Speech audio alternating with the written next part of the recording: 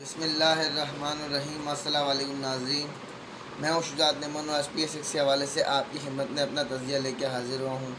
तो दोस्तों, वीडियो को स्टार्ट करने से पहले मेरा channel Shujaat Neyman PSX analysis को सब्सक्राइब करें एंड बेल आइकन पर प्रेस करें। तो दोस्तों, आज की वीडियो स्टार्ट करते हैं।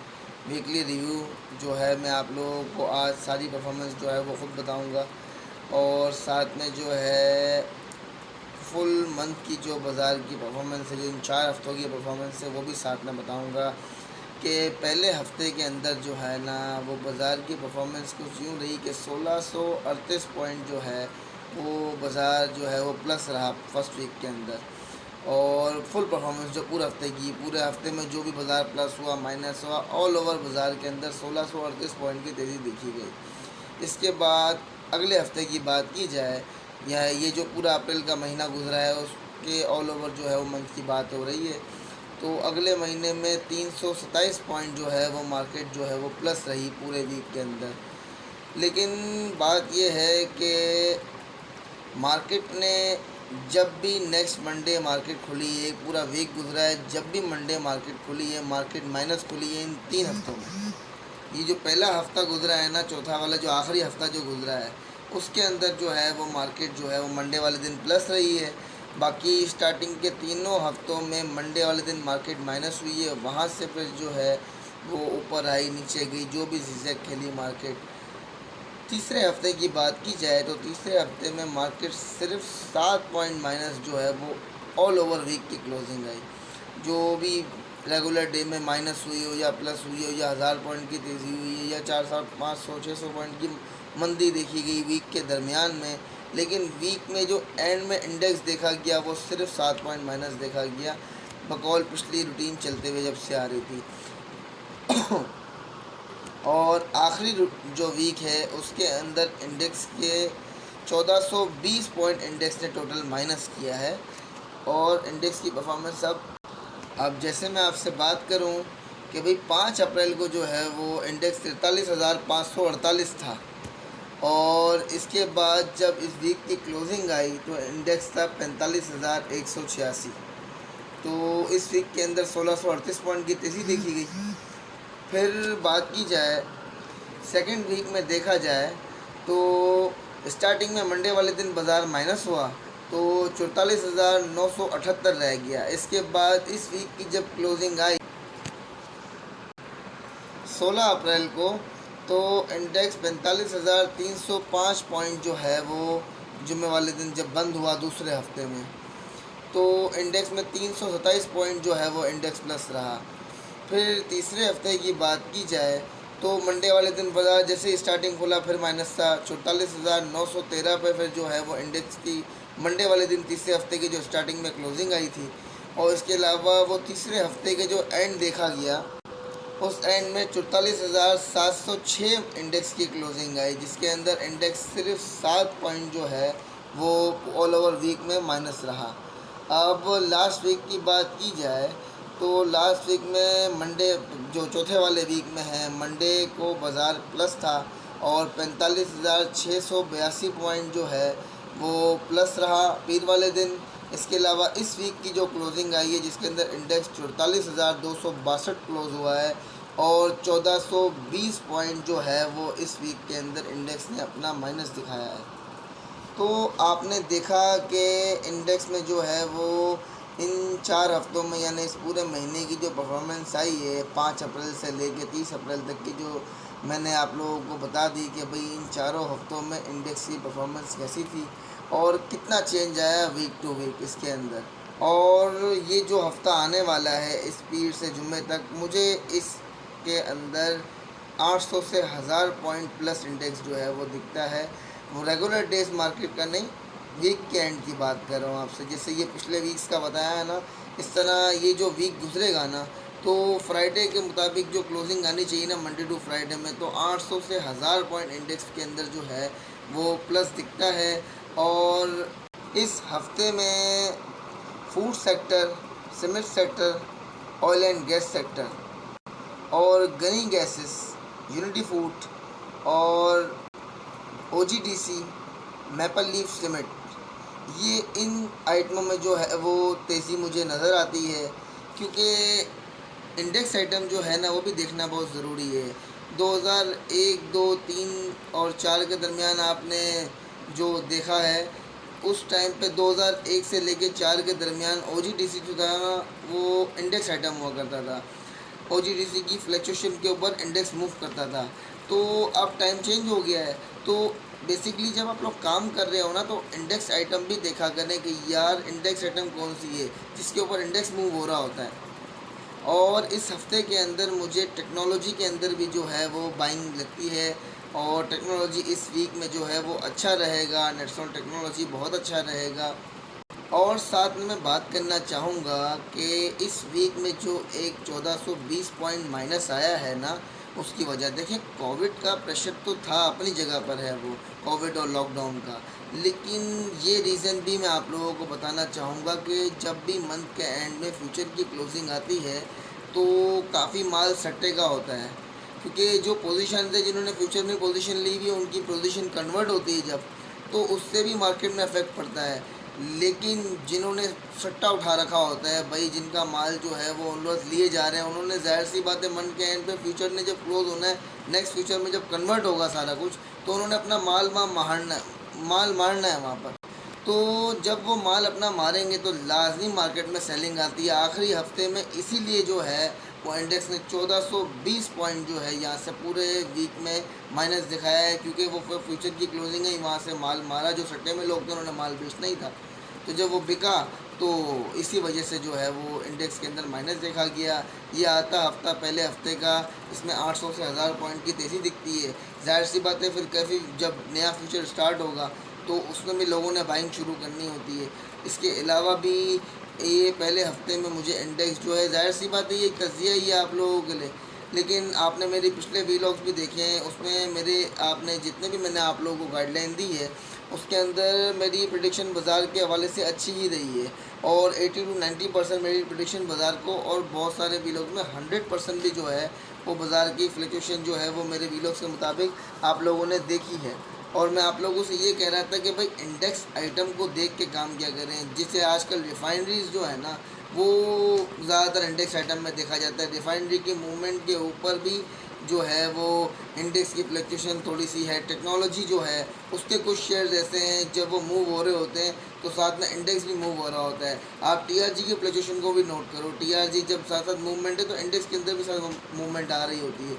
तो इसमें से भी कुछ आइटम है, आप लोग निकालें, वॉच करें, शेयर्स को स्टडी करें कि भाई कौन सी आइटम है जो इंडेक्स के साथ मूव कर रही है। क्योंकि देखें मार्केट में बेशक मार्केट जो है वो परफॉर्मेंस से ज़्यादा र्यूमर पर चलता है, लेकिन बंदे की अपनी स्टडी भी होनी चाहिए। बंदा सारे शेयर्स में काम नहीं कर सकता।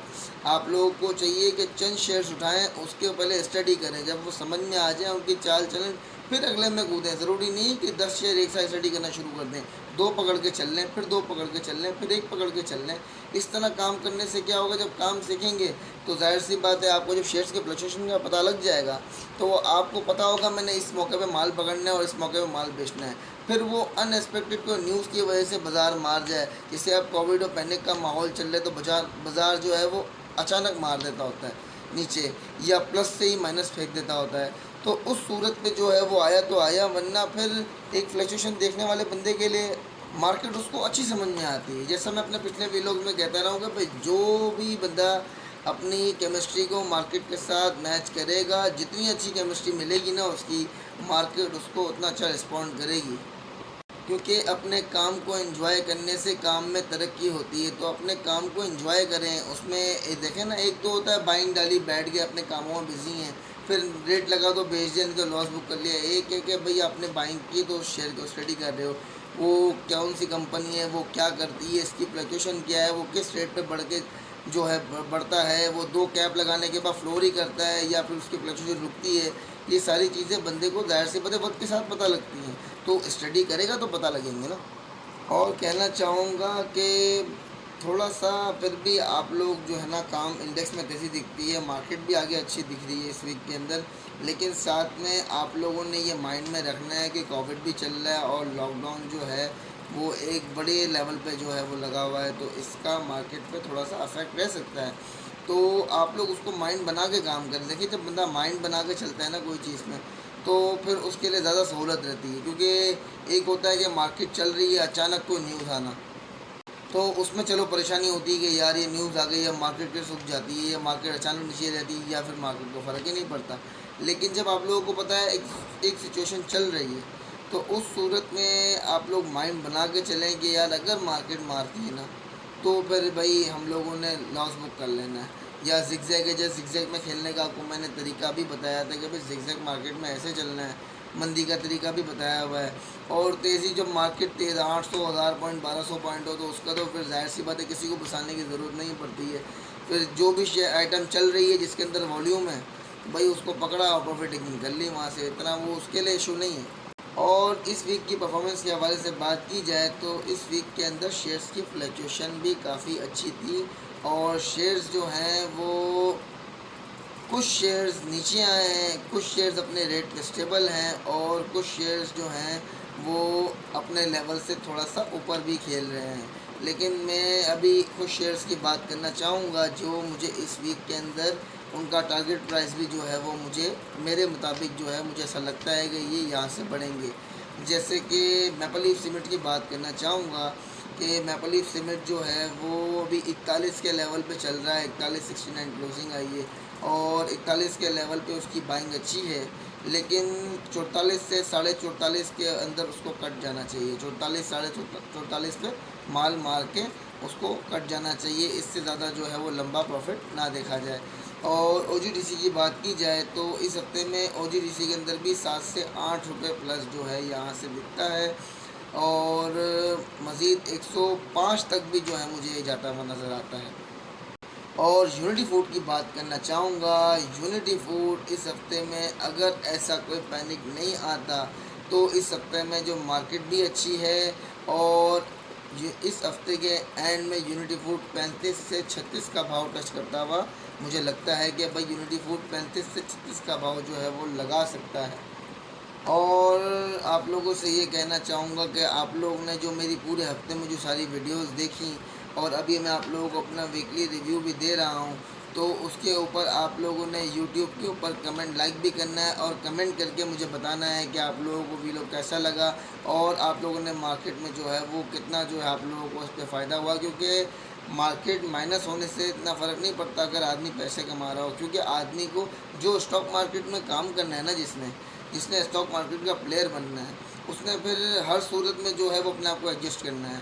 फिर ये नहीं देखा जाता कि मार्केट प्लस हो तो ही काम हो रहा है, फिर आदमी को अपने आप को मंदी का प्लेयर भी बनाना पड़ता है। फिर दरमियाने लेवल पे जब मार्केट खेल रही हो तब भी प्लेयर बनाना पड़ता है, और जब मार्केट तेज़ी हो तो फिर तो हर बंदा ही प्लेयर है। तेज़ी की मार्केट में हर कोई प्लेयर है।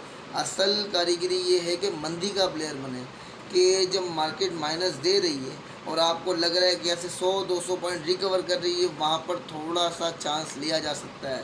ये चांस लिया, अगर मार्केट ने मारा तो फ़ौरन लॉस बुक किया, नहीं तो जितनी रिकवरी हुई इतना प्रॉफिट बच रहा है। ये सिर्फ चेक करने के लिए हमने तकरीबन जैसे अब 1000 पॉइंट अगर मार्केट 1000-1200 पॉइंट के लेवल में मार्केट जो है वो माइनस कर चुकी है मिसाल के तौर पर, अब वहाँ से अगर जैसे कोई प्लेयर है मंदी का, ऑब्वियसली वहाँ से बाइंग डालेगा अपनी, भाई चेक करने के लिए। या तो मार्केट वहाँ से 100-200-300 पॉइंट माइनस दिखा देगी, तो मैक्सिमम 1900-1800 पॉइंट दिखा सकती है ना। 400-500 पॉइंट मार्केट जो है वहाँ से माइनस एक माइंड बना लेता है। अव्वल तो जब 1000-1200 पॉइंट मार्केट माइनस हो जाए ना, तो बहुत कम चांसेस होते हैं कि वो 1800-1900 पॉइंट मार्केट माइनस पे जाएगी। वहाँ से रिकवरी के चांसेस ज़्यादा होते हैं। अगर कर भी दी तो 100-200 पॉइंट मार्केट माइनस का वो जहन बना के बैठा होता है, क्योंकि उसको पता है अगर यहाँ से मार्केट ने रिकवर दी तो 400 से 500 पॉइंट की रिकवरी देगा, तो वहाँ पर भी एक अच्छी प्रॉफिट टेकिंग बनती है। लेकिन ये इसके लिए पहले इसको इस चीज़ को स्टडी करना पड़ेगा। अगर डायरेक्ट आदमी ऐसे कूद जाएगा ना, तो ज़ाहिर सी बात है 1000-1200 पॉइंट मार्केट में चढ़ना ही बड़ा काम है, तो वहाँ से फिर लॉस ना उठाना पड़े। पहले इस चीज़ को स्टडी करें, और चेक भी करना है तो हल्की हल्की बाइंग डाल के पहले इस चीज़ में प्रैक्टिस अपना हाथ बिठा लें। इसके बाद आप देखें कि लोग कहते हैं मार्केट में मंदी नहीं है, काम नहीं है, आप मंदी में भी पैसे कमा रहे होगे। वो उस सूरत पे होता है कि फिर आप लोग इस चीज़ को जो है वो समझो पहले। बाकी आफ्टर मार्केट रिव्यू में आप लोगों को कल ही दे चुका था, आज वीकली रिव्यू जो है वो मैंने आप लोगों को दे दिया है, बल्कि पूरे मंथ की जो है वो बाज़ार की परफॉर्मेंस भी बता दी है। अब बाकी इंशाल्लाह इतवार वाले दिन शाम तक या रात तक मैं आप लोगों को जो है वो मंडे की मार्केट के हवाले से भी एक वीलॉग अपलोड कर दूंगा। और एसओपीज़ पे अमल करें, मास्क पहने, आपस में डिस्टेंस रखें, गैर ज़रूरी बाहर ना निकलें। और माह रमज़ान का महीना है, बरकतों वाला महीना है, इसमें खूब दुआएं कीजिए। वैसे भी रमज़ान इस बार बहुत तेज़ी से गुज़रा है और जो है बस वो आखिरी के कुछ 12 रोज़े रह गए हैं। आज हम लोग जो है वो एक और सहरी भी हो गई, तो उसमें खूब दुआएं कीजिए, ये मगला अगले साल फिर कोई हो नहीं हो। तो इसीलिए जो है वो ख़ास तौर पे रमज़ान का बरकतों वाला महीना है, ख़ास तौर पे दुआ कीजिए कि ये जो वबा हमारे मुल्क में बल्कि पूरी दुनिया में फैली है ये ख़त्म हो जाए, ये लॉकडाउन खुल जाए, कारोबारों की बहाली हो जाए। तो ख़ास तौर पे दुआएं कीजिए। मैं शुजात नेमन आप लोगों से इजाज़त चाहूँगा। जज़ाकल्लाह, अल्लाह हाफ़िज़, शुक्रिया।